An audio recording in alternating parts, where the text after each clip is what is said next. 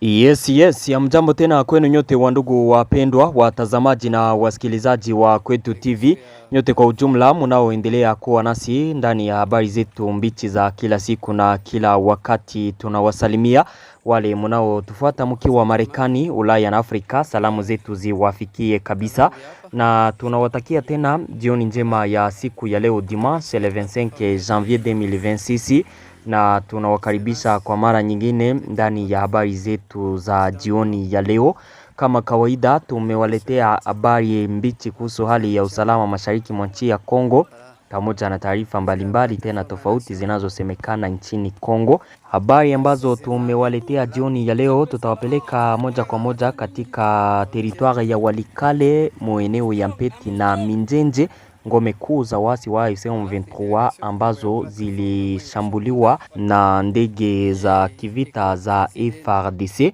Upande mwingine tutawapeleka katika teritwari ya Mwenga kwenye vikosi vipya vya wazalendo viliwasili katika eneo ya Kalambi, ni kwenye route nationale numero 2, unapotoka katika maeneo ya Mwenga centre ukielekea katika maeneo ya Kasika kupanda hata maeneo ya Walungu. Upande mwingine tutawapeleka katika teritwari ya Irumu katika jimbo la Ituri kwenye wahasi wa ADF ama wanamgambo wa ADF waliua wakaaji wengi, wakaaji 25 waliuawa siku ya leo na wahasi hao wa ADF. Kama kawaida tumewaletea habari mingi tena mbichi. Mnaoifuata ni Kwetu TV, ni channel inayowaletea taarifa za kweli tena zenye uhakika kutoka mashariki mwa nchi ya Kongo.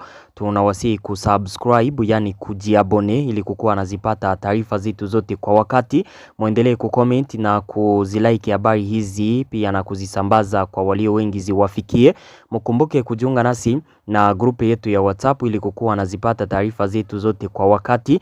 Namna ya kujiunga nasi na grupe yetu ya WhatsApp, gusa kwenye titre hiyo, hapo chini ya titre mu description utapata linki yetu, uguse kwenye linki hiyo utaingia mu grupe yetu, na bila shaka utakuwa ukizipata taarifa zetu zote ukiwa nasi katika grupe hiyo yetu ya WhatsApp.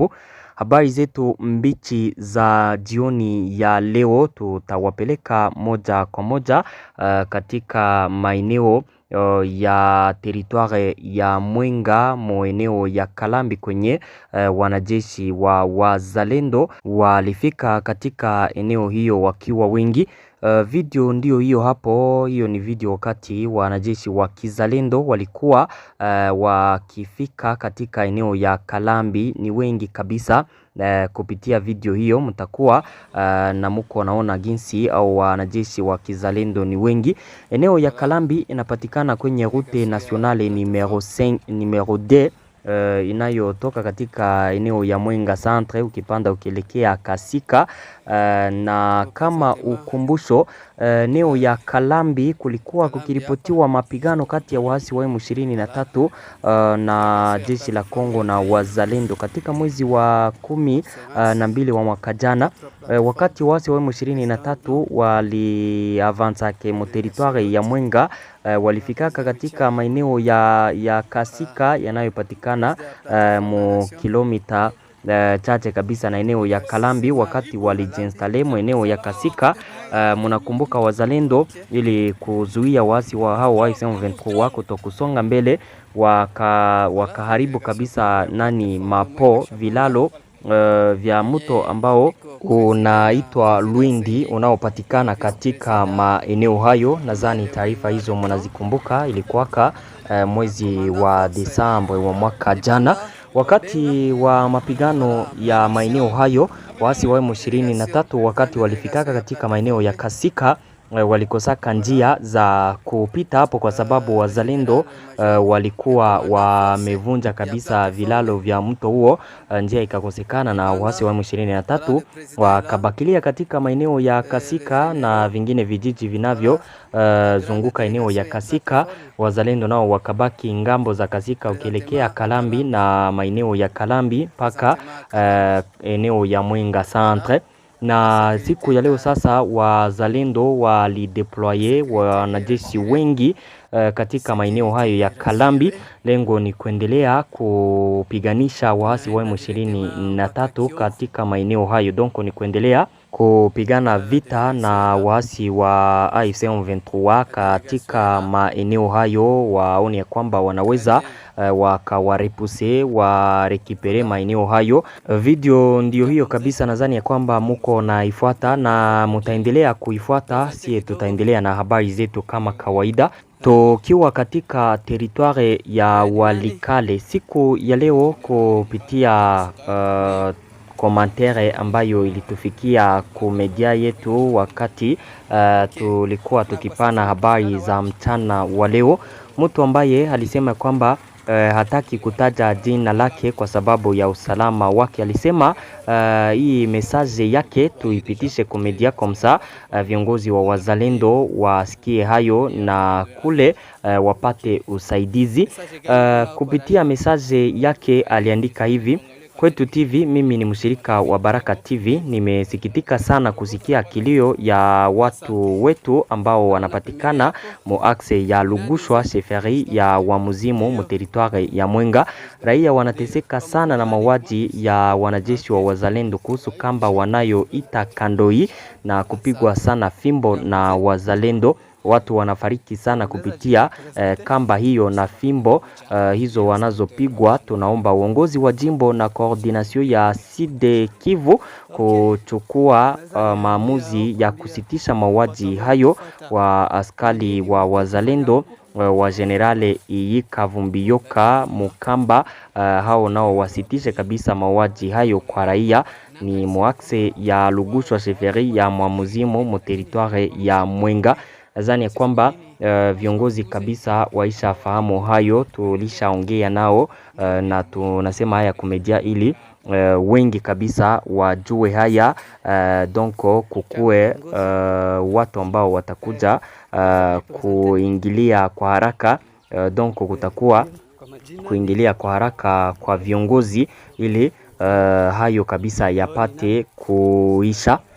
Tuendelee na habari zetu katika teritware ya Walikale, eneo ya Mpeti na Minjenje. Ngome kuu za waasi wa AFC M23 zililengwa na mashambulizi ya anga ya FARDC.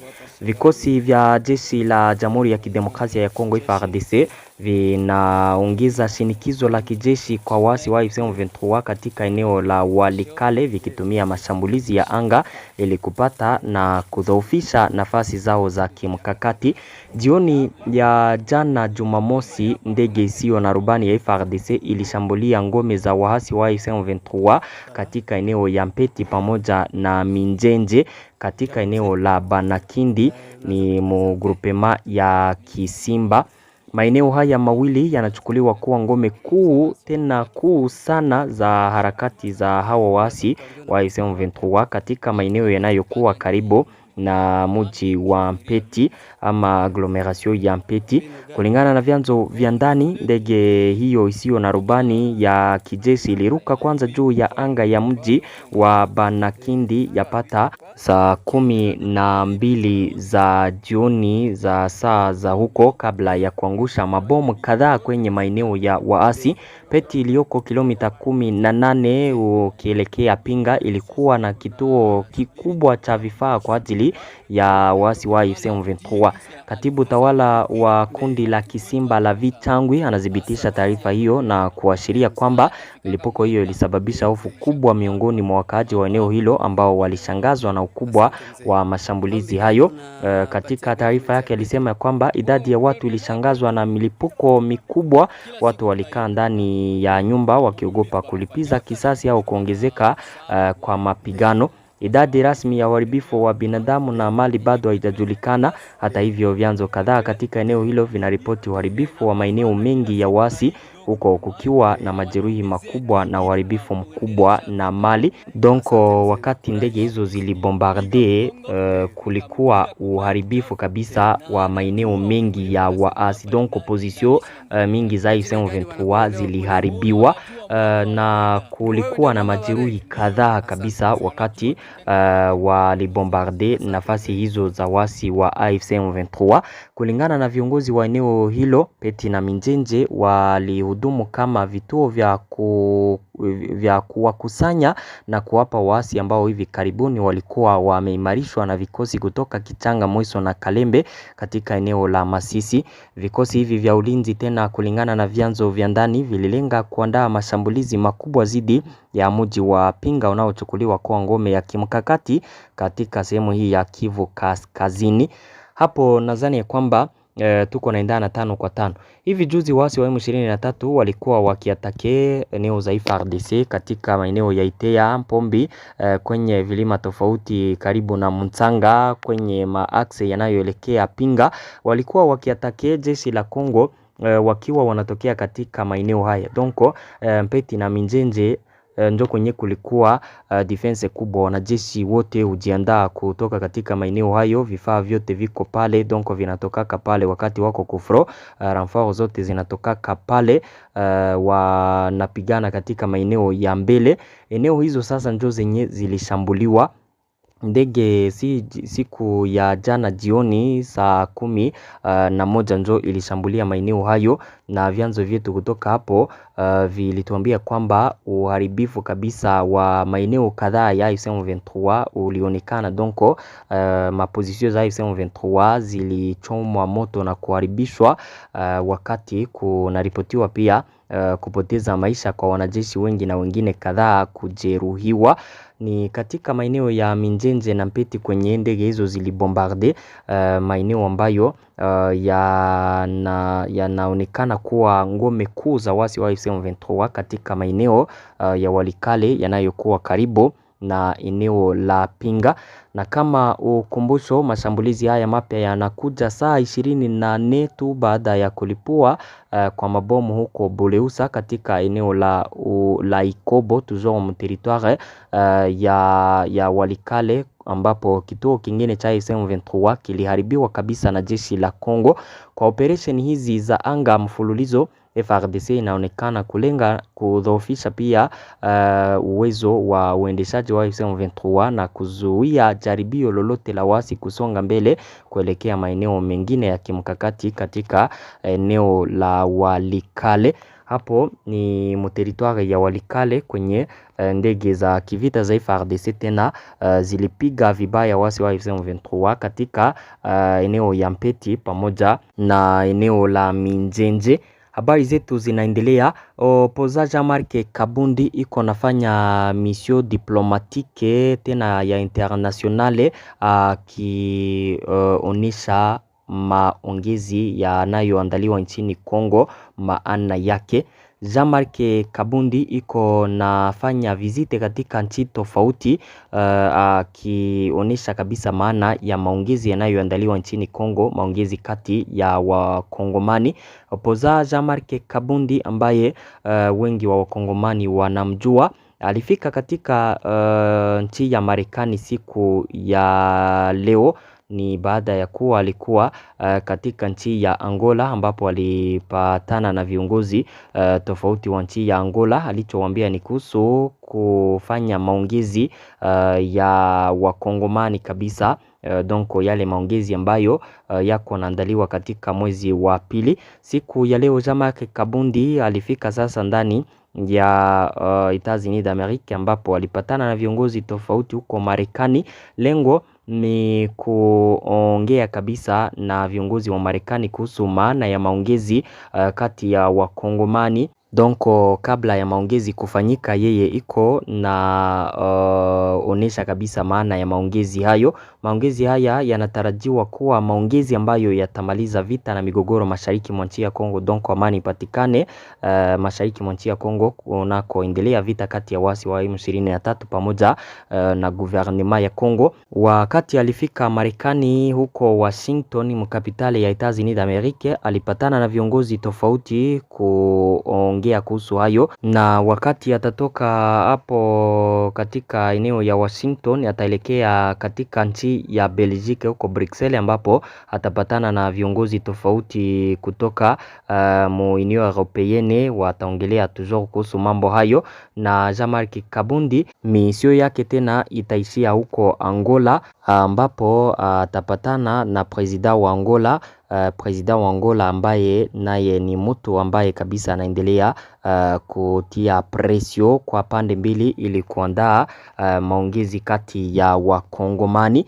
Tuendelee na taarifa zetu. Siku ya leo angalau raia 25 waliuawa katika shambulio lililohusishwa na wasi wa Allied Democratic Force yani ADF katika eneo la ufalme wa Walese Vonkutu, eneo la Irumu ni katika jimbo la Ituri. Chanzo cha asasi za kiraia kilisema hayo siku ya leo, kikiripoti idadi ya vifo vya muda bado. Shambulio hilo lilitokea alfajiri ya Jumapili ya leo yapata saa 10 asubuhi katika mji wa Apokolo magharibi mwa eneo la Banda Vilemba.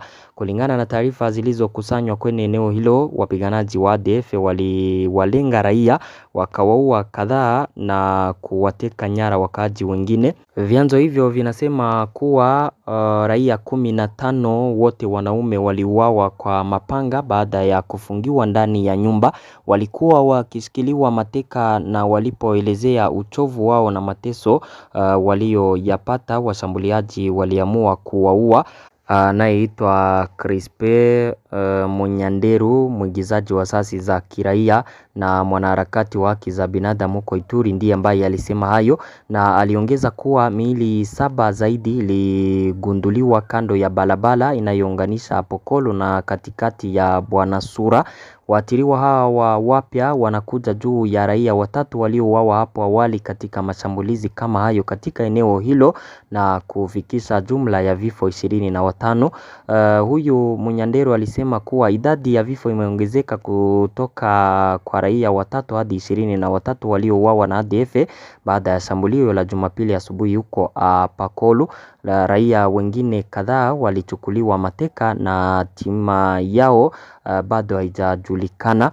Asasi za kiraia za mitaa zinalaani ukosefu wa nafasi za kijeshi katika sehemu hii ya eneo la Irumu, zikidai kwamba kuhamishwa kwa vikosi vinavyohusika katika operesheni za pamoja za Shujaa kuelekea eneo jirani la Mombasa kungeacha njia huru kwa washambuliaji. Wakazi wanasema kwamba siku zote tumekuwa tukionya kuhusu hitaji la kuweka nafasi za kijeshi kando ya mto Ituri, hasa katika sehemu za kuvuka kivuto Fufukeba na Kindumbe. Adui alitumia fursa ya ukosefu wa vikosi vya kuvuka na kushambulia idadi ya watu. Walitoa wito kwa mamlaka ya kijeshi ya Kongo kuingilia kati haraka ili kulinda eneo hilo, kuwafuatilia washambuliaji na kuwaruhusu wakaaji kupata miili ya waathiriwa ambao baadhi yao bado wamebaki msituni. Mashirika ya kiraia pia yametoa wito kwa kuwepo kwa tahadhari miongoni mwa wakaaji wa vijiji vinavyozunguka, ikiwa ni pamoja na Pikamaibo, Mayalibo, Mambilinga, Chanichani, Beuo, Mayama na Samboko, wakihofia kuongezwa kwa mashambulizi kaskazini na uwezekano wa kuvuka barabara ya taifa ya 4. Kulingana na ushuhuda uliokusanywa kutoka kwa raia waliotolewa na ADF, washambuliaji hao wanatafuta kuwatoza kodi haramu wakaaji wa eneo hilo. Munyanderu alihitimisha kuwa ikiwa uamuzi thabiti hautachukuliwa, idadi ya watu itabaki wazi. Tunahatarisha kushuhudia kuanzishwa kwa serikali sambamba ambayo itachafua zaidi taswira ya FARDC na shughuli za Shujaa zinazofanywa dhidi ya ADF. Hapo ni katika maeneo ya Ituri, territoire ya Irumu kwenye wakaji wengi waliuawa. Tunasema pole sana kabisa kwa familia zao wakaji, na pia wengi walitekwa nyara. Vraiment FARDC inapaswa kufanya kazi huko, au watu warejeshwe, wakaji wapate hata hiyo miili ya watu wao wapate kuwazika kwa usalama, tena kwa heshima. Katika maeneo ya Ituri na pia Lubero, mauaji yanaendelea kufanywa na ADF. Donc ADF, kundi la Waislamu, linaendelea kuwaua watu wengi, na kule vraiment mpaka kwa sasa iko maswali tofauti ambayo watu wanajiuliza. ADF vraiment donc objectif yao ni nini?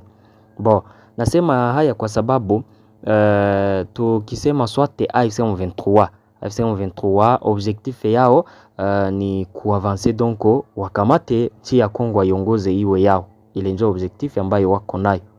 ADF sasa objectif yao ni ipi? Wanashambulia vijiji vya wakaaji, wanaua population, wanarejea msituni, wanakaa huko. Donc haiko vita ambayo wanapiganaka ili wasonge mbele swate wakamate maeneo mengi waongoze. No, wanapenda tu waue population wapie. Vraiment ADF ni kundi mbaya zaidi ambalo jeshi la Kongo inapaswa kusimama na kuwasaka na kumaliza kabisa matatizo ya kundi hili katika maeneo hayo. Asante ndugu zangu, hizo ndizo habari ambazo nilikuwa nimewaletea jioni ya leo, na washukuru sana. Tupatane katika taarifa zifuatazo, donc habari za asubuhi kesho. Asante.